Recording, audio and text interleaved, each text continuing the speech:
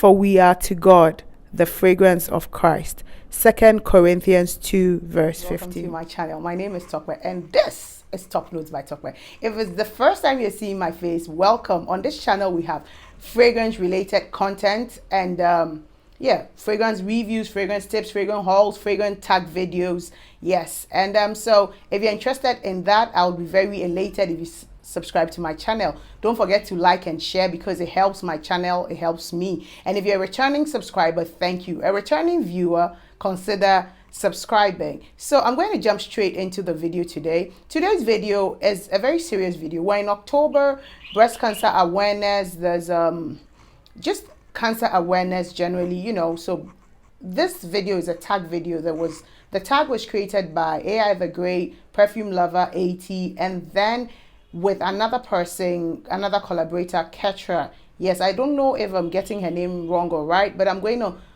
link the channel down below. I kind of hesitated doing this video, but a personal experience had me to go ahead and do this video. So if you're interested in hearing the experience and also seeing the fragrance that I'm going to share, without much ado, let's get into the video. Back. Okay, so I'm going to start with a story and I'm going to start also with a bit of background because as I watched a lot of people's video on this, I realized that the contest is usually in a developed country, so United States of America or United Kingdom. But I live in Lagos, Nigeria. But I also have roots in Ghana, so I consider myself a Ghanaian with a Nigerian heritage. So, the thing about cancer in Africa, breast cancer or whatever, is that it's shrouded in secrecy.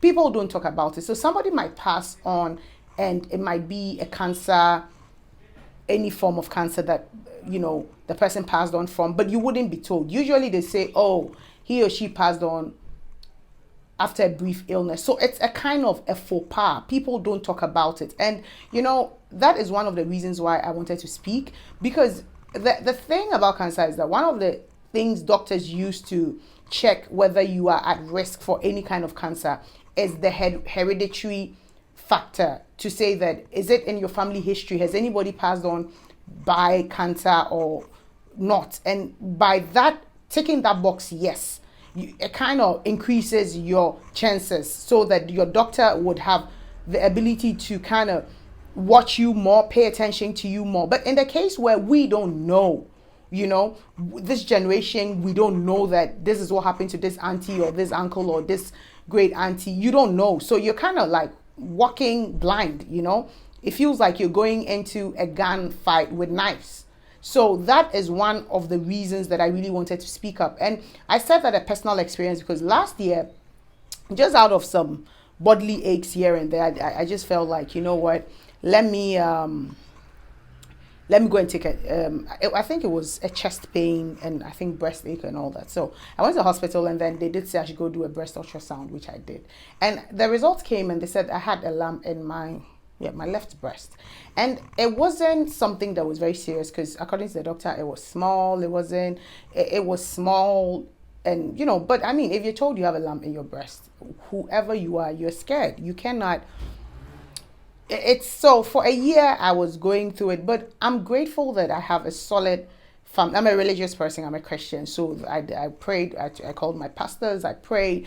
I spoke life instead of death. I took communions. I just did what I believed in and I also started taking my surgeon recommended that I start taking evening primrose.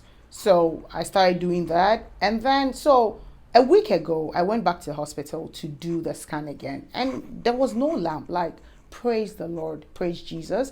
But my experience did tell me that it's important that we do regular checks. You can do your breast self-examination.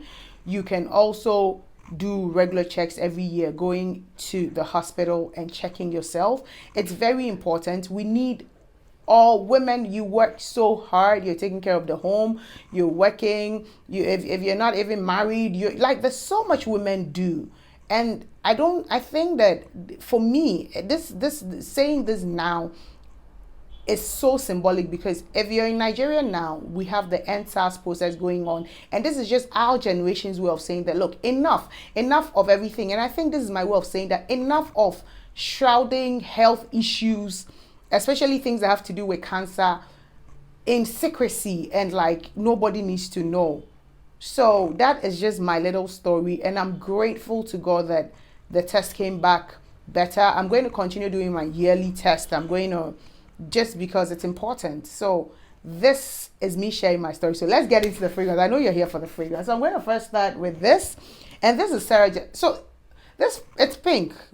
I know you. I saw you. You rolled your eyes. So this is pink. Let's agree it is pink. Okay. So it has pink. Look, I can prove it. It has pink inside. Just has some other things going on. But this is Sarah Jessica Parker's New York. This is a beautiful, fruity, floral fragrance. It has notes of osmanthus. It has gardenia. It has some rum, vanilla. It also has some musk in it. So it's a very beautiful, light, floral fragrance. It's a dumb reach for me. Slightly sweet, but it's just a dumb reach. It's something that I easily pick when I'm not sure what to do. It lasts moderately. It also has a good moderate sillage, and it also has a good projection. It's a beautiful fragrance. I mean, this is my second bottle, and yeah, I like the fact that it does this. My kids have told me that if I finish using, they want to keep pencils in it. I think it's cute. But that is Sarah Jessica Parker's NYC. The next one is going to be Britney Spears Prerogative. This is it right here. For me, I like this fragrance so much. This is my third bottle. And what I like about this is the latte note. So there's a latte foam note here that gives it a bit of like a coffee feel. Coffee, vanilla, like when you're drinking a latte. I was going to say a coffee latte. Talk by think, too dense.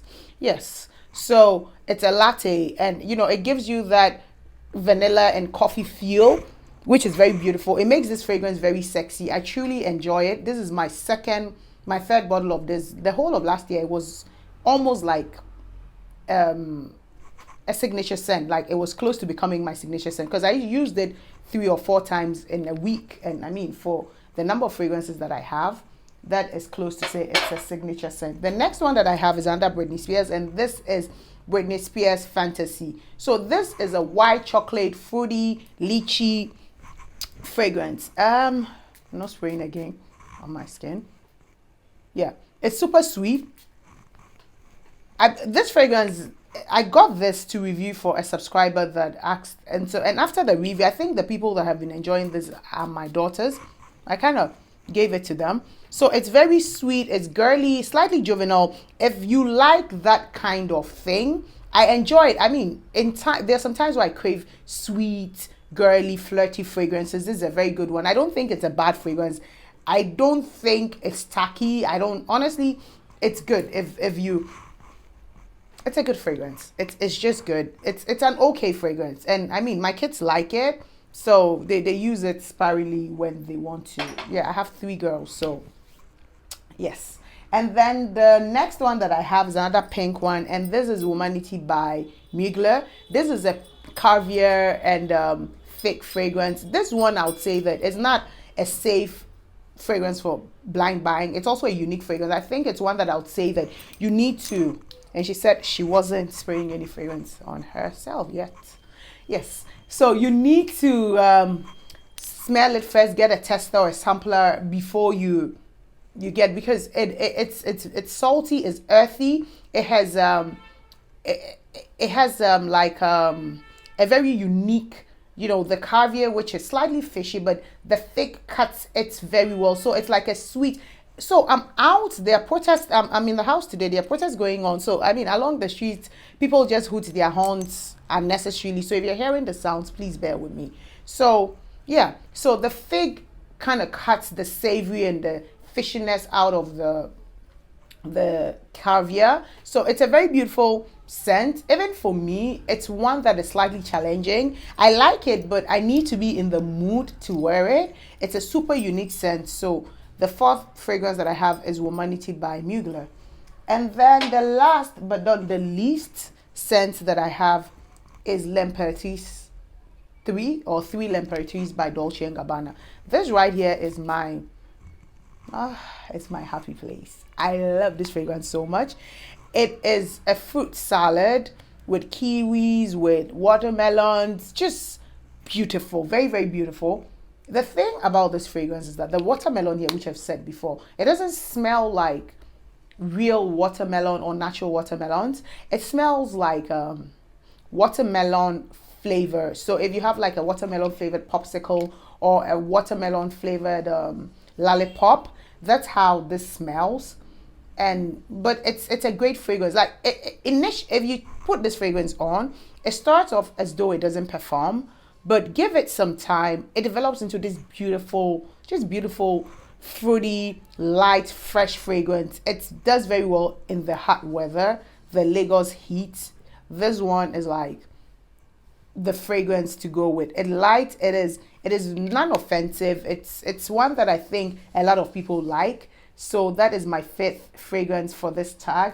I want to say thank you. If you haven't visited the channels of AI the Great, Perfume, Lover 80, and Ketra, I'm going to link those channels in the description box. If you like this video, don't forget to give it a thumbs up. I'd like to also hear which pink fragrances you have. Let me know if there are any cultural faux pas around sicknesses, especially cancer, and let me know what steps you're taking to, you know, put the cancer awareness out. Thank you very much for watching this video, and like always, I'll see you in my next video. Bye bye.